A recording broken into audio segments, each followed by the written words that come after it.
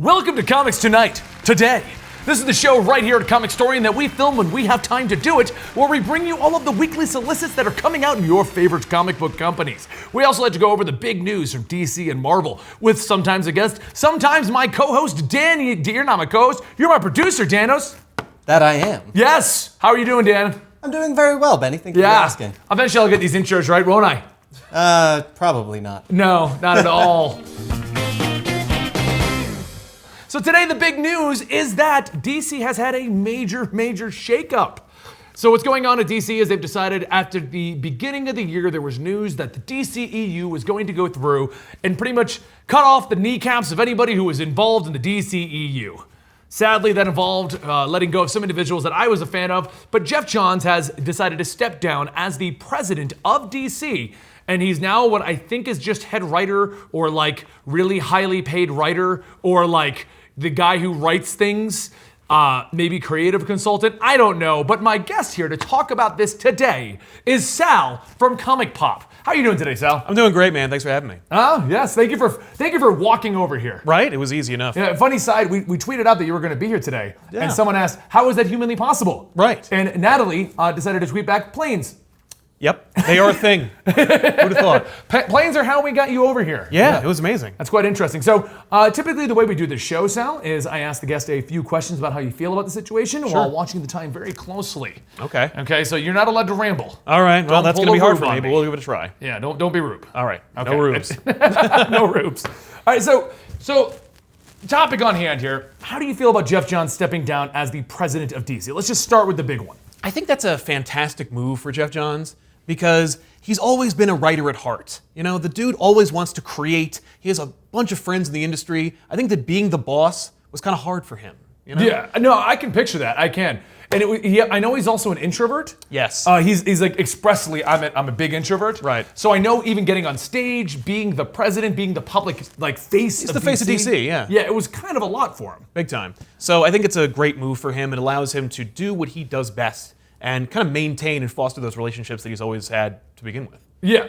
How do you feel about because he's come out and said now that he's going to be like focused on writing again, that means Doomsday Clock's going to get back on schedule. Yeah. We're going to see the Three Joker storyline, and he dropped the bombshell that we all knew, and it really wasn't a bombshell, but he finally admitted to it. He's got Shazam coming. Shazam's coming back, yeah. Jeff Johns has kind of been sitting on a number of DC properties that a lot of hardcore fans wanted to see come to light, and that includes the Legion of Superheroes, Shazam, the Three Jokers. I mean, you dropped these seeds, 2016? Let's get moving on them. I mean, I'm not even gonna lie, I kept tweeting Tom King asking when it was gonna start, and he never responded, and then after like 6 months of me just bothering him, he finally responded with, that's a Jeff Johns thing, and then I felt really bad. Right. Because you know, every morning he's like, oh man, Benny's asking me again about the Three Jokers, what am I gonna do? Yeah, no, he definitely doesn't like me on Twitter. When we met him at the Denver Comic-Con, and I mentioned like, oh, I tweet you, and he was kind of, haha, yeah. Oh yeah, you again. That's you. Those Three Jokers. I now know your face. Yeah, here's Johns' phone number, just call him. But yeah, no. That would have been great, could you imagine? Oh yeah, are you kidding me? How long would you have waited to call that number? I would have been like, as I'm walking away, cool. Hey Jeff. Jeff, it's me. You saw me once in the front row of your panel, right? I think I was at that panel. Yeah, I think you were. Yeah. But yeah, I'm excited, man. I'm really looking forward to seeing. The last time I really enjoyed Shazam was when Jeff Smith from Bone wrote it. So I'm really digging it. I liked the New 52 Shazam. I was a big fan of his like reinvention of the character. It was almost like the book was intended to be a movie. Big time. And then a movie got announced. Right, and it doesn't look anything like the book. No, not at all. Like they really pushed that hoodie thing that he had, and no. Dude, I liked the hoodie. Did you not like the hoodie on Shazam? I did not. I don't care for the shawl cloak thing that he had. It makes no sense as a superhero. You can't see your left and your right. No, that's the thing. Have you ever popped your hoodie up like in the rain and you're like, no, I can't see what the hell's going on? Yeah, you can't drive with that thing. You have no periph. I've never understood how the assassins in Assassin's Creed do that. That is complete fiction. There's no way. Like the only time I ever saw that, we're on a tangent, and if you like these tangents, go ahead and check us out on the weekly poll, which is, I'll link that down below. That's where we actually do our show normally. Yeah. But I know Ubisoft or Ubisoft, whatever the name. I've always said Ubi. Whatever you pronounce it. People always give me issues with that. However you pronounce it, they came out with a version, a functional version, and the hoodie would come up and it had like perforated sides so you could see. Yeah, like a kind of window. Yeah, like that's how you would be an assassin. Anyway, though. So what do you think about Jeff Johns getting to focus on the three Jokers finally? I am so hyped for that. My hype has completely dissipated because the last time I heard Well, about what it was happened 2 with years Doomsday ago. Clock? Yeah, well, Doomsday Clock. All the delays. The delays are killing it. The delays are I killing feel like it. right now they're getting crazy on Twitter about Doomsday Clock because it's like we have to rehype this. Yeah. Oh, no question. Yeah. What's amazing, of course, is that once it becomes a trade, Yeah. all that will go away. Well, It'll be the #1 selling book from DC. I hate to trade sit on certain stories. You can't. That's become a thing for a lot of people. Big time. But there's certain stories that it's like I need to. Well, especially if it comes out every other month or every 2 months. Yes. Like, how could I not spend like $5 and just read what happens in Doomsday Clock next? Well, and that's what I do, but then you don't know what's happening. Oh no, I know. Yeah, you got to go back and read the other stuff. You gotta keep rereading over and over and over. But Gary Frank's art is so good. I'm like, it's worth the price of admission. Oh, and the way they're doing the panels out and everything. No, I agree with you. I do 100% agree with you on that one. I love it. What do you feel about this overall shakeup? Because I believe we also lost. Who was the DC president? She stepped down as well. Oh, Diane Nelson. Yes, she Yes. had a family emergency and she stepped down as well. Yeah, family I emergency. feel like all of this is linked. In my opinion, and this is entirely my opinion, we have no insider information on this at all. My opinion is what has happened in DC was one of the standard giant corporate moves. Mm-hmm. You can willingly step down and just not make a public scene about it. Right. Or we can fire you and make a public scene about it. Yeah, I think that you're definitely on track. I think that the big shakeups, we lost the head of DC Films, Yeah. Diane Nelson, and then a week or two later, we lost Jeff Johns. I mean, there's so many back-to-back. There's something that went through, and I feel it's a part of that January announcement. Big time. We're going to be shaking up the DCEU to put it on Yes. track. Then they announced like 3 Joker movies and 4 Harley Quinns. So basically, you lost all the showrunners, and your answer was, throw it all out there. More! And they don't make any sense together. No! You're absolutely right. That being said, the promo images for Aquaman and Wonder Woman 84 are phenomenal looking. Yeah. Before we switch over, let's talk about that real fast. Yes. How do you feel about the return of Steve Trevor? I mean, I wish they didn't tell me. I know. But it must be, it's going to be on all the trailers, so I guess they were, heading it up. So But- So I've got 3 theories that have been floating around. Yes. Do you think he's either back, this is her hallucination, or there's a weird theory going around that it's Martian Manhunter? I don't think it's Martian Manhunter, but I do think that it's a combination of a hallucination and then it'll be revealed to be the villain. Okay. Like Cersei. So you is don't actually, think they're gonna kind of break the emotional No, depth of him? I think he's definitely still dead. I think it's that he's going to show up. You're going to think he's back for the whole movie, and then Cersei will reveal herself, and that'll be the villain of the movie.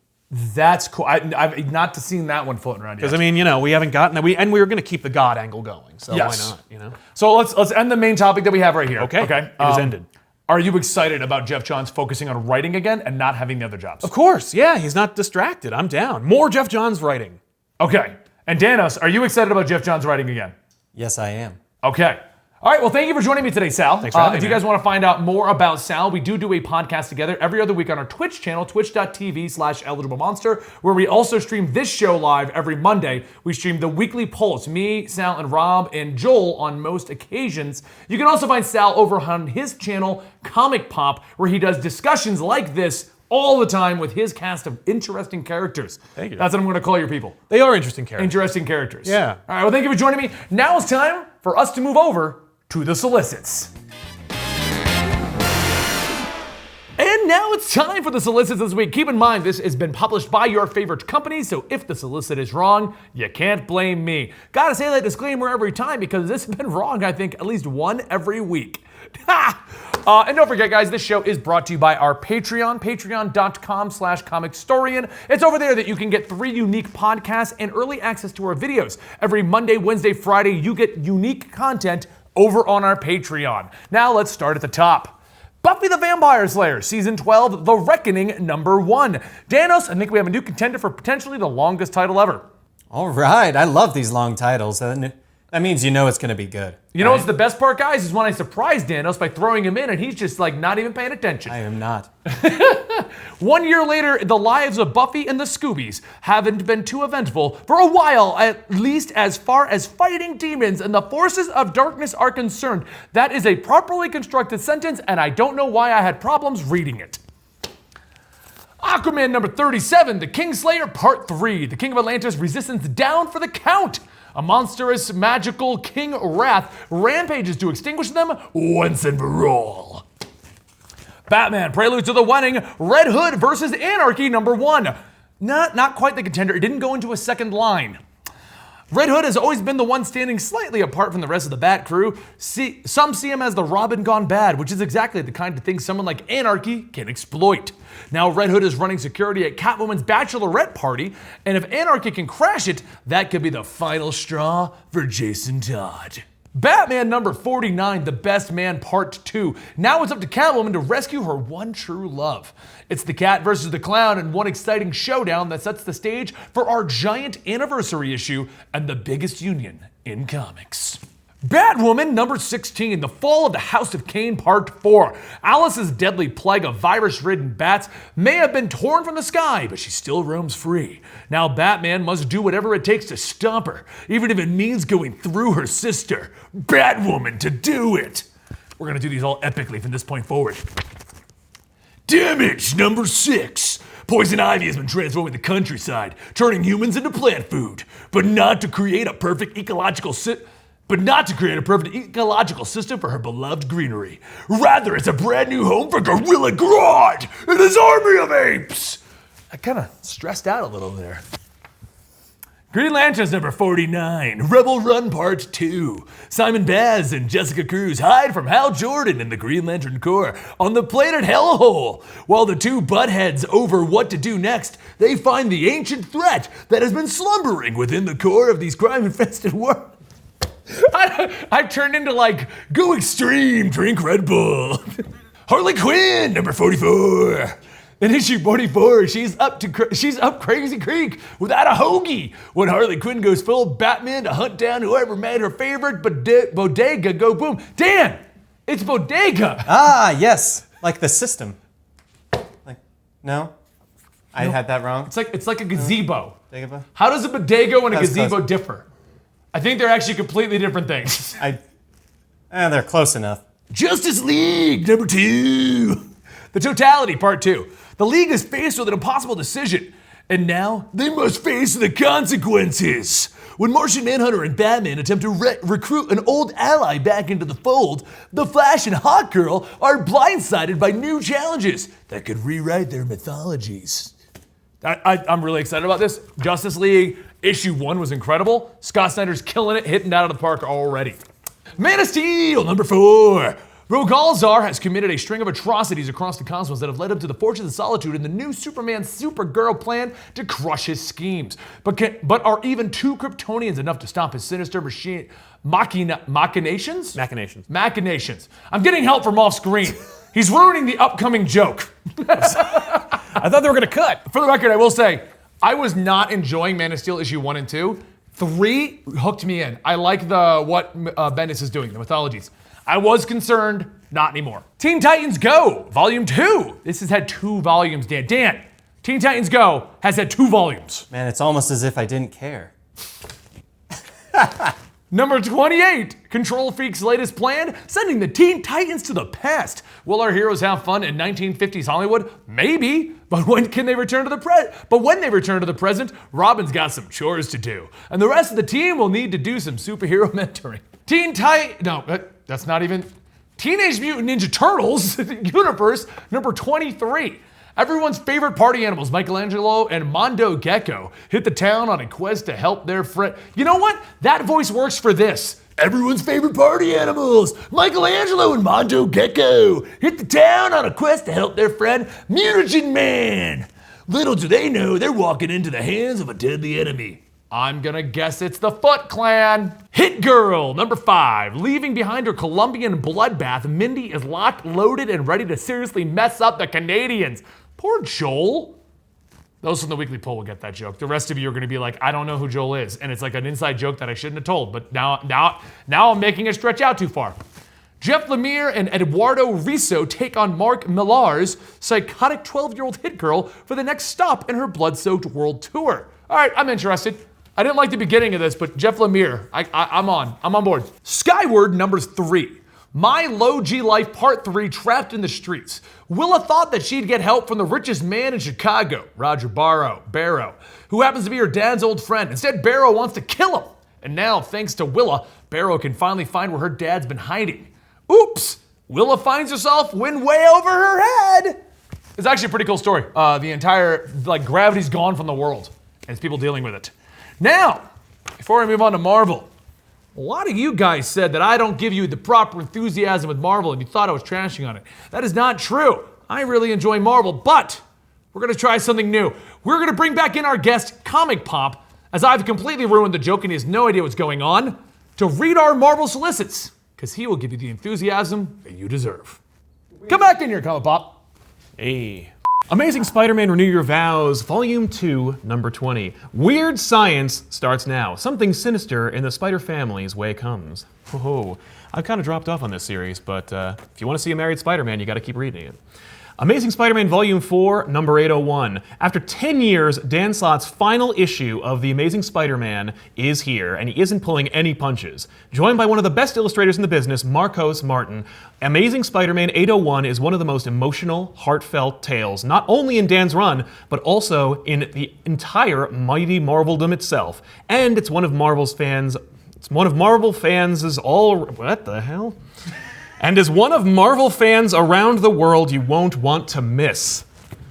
Somebody needs an editor. Ant-Man and the Wasp number 2, a new series from Mark Waid and Javier Garrón. Wasp is just trying to help Ant-Man get home to Earth to see his daughter, but a little problem got in the way. A very little problem. Subatomic, in fact, as Scott Lang was lost in the vast spaces between atoms. Now Nadia is his only hope of rescue, if only he would listen long enough for her to save them.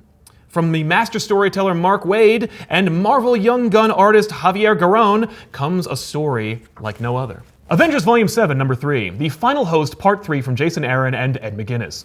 Fate has once again brought together Earth's mightiest heroes to face their greatest challenge yet. But with Captain America now taken prisoner by Loki, what hope do these new Avengers have to defeat the final host of Dark Celestials? And what startling secrets are left to be uncovered that will rewrite everything we know about the origin of the Marvel Universe? I like this series. I've actually been reading it and digging it. It's nice to see Ed McGuinness back on a book.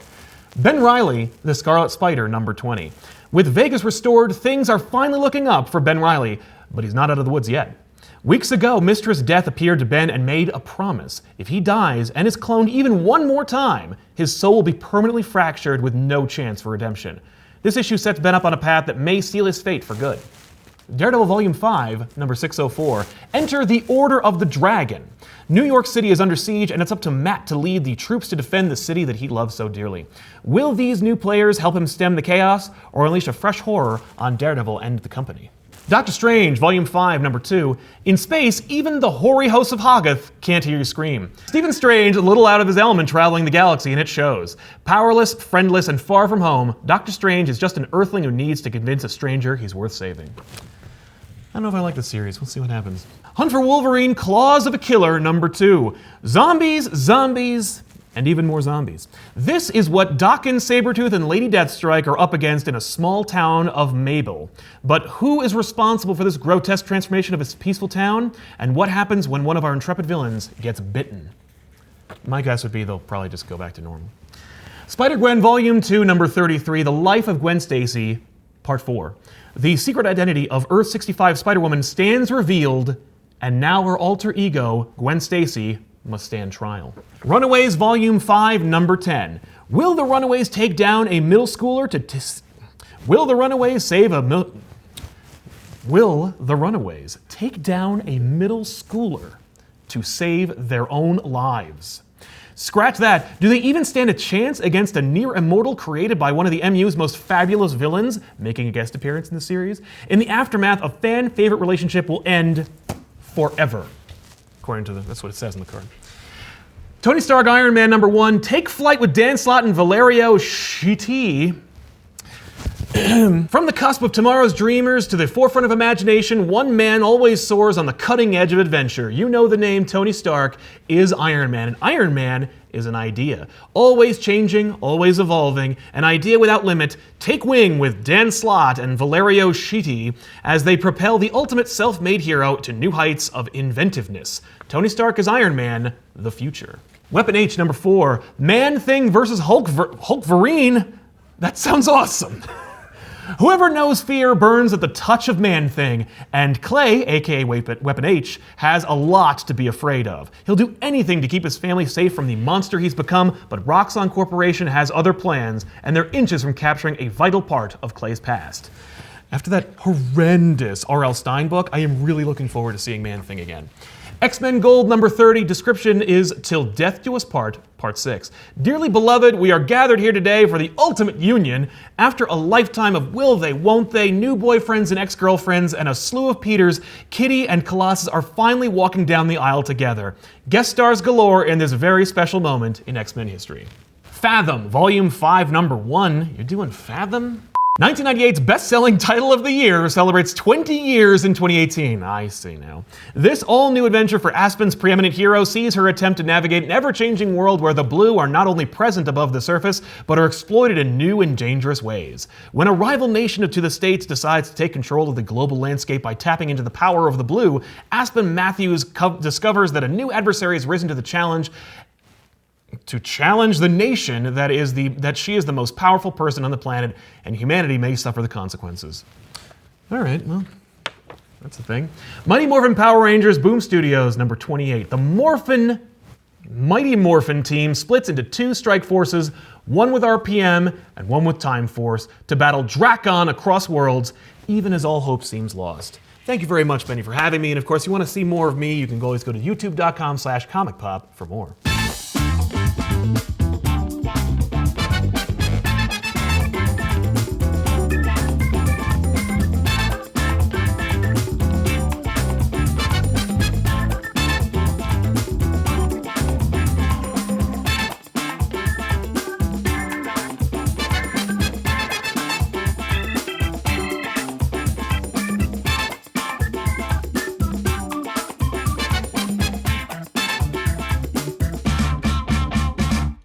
Hey everyone, this is probably after the credits where Dylan should have put it, but we thought about another topic that would be fun to talk about for just a couple of minutes. Sure. What did you think of the announcements of Spider-Man at E3? I am so on board. I've been pitching this game for the last, I don't know, when did Arkham Asylum come out? Oh my god, yes! And what I loved about it is the swinging looks so beautiful and fluid. Yep. That is one thing that games have always really done right. You felt like you were swinging. Yep, that's you exactly felt like what I you were want. doing it. I like the taking... Everyone likes to say the Arkham style, but unless I'm wrong, I remember the last Spider-Man game had that similar style as well. Oh yeah, no, definitely. Arkham kind of solidified the best way to do it. Yes. But Spider-Man has been doing that idea for a while. Totally. Key buttons to jump between Oh, the and chain your characters. attacks and everything. Yeah. I actually think the Arkham style works better for Spider-Man. He has gadgets, he has superhuman strength and agility. Yes. You can actually chain all those attacks and make it work. Yeah. As opposed to Batman, who has the endurance and strength in proportion to speed of a spider apparently now. Where you can I've hit 12 people in a row. I mean, but... And I'm not even tired. Yeah. It'd be amazing in the middle of the Arkham series. He stops and goes, 5-hour energy. Bat energy. Batman just takes a knee. Okay.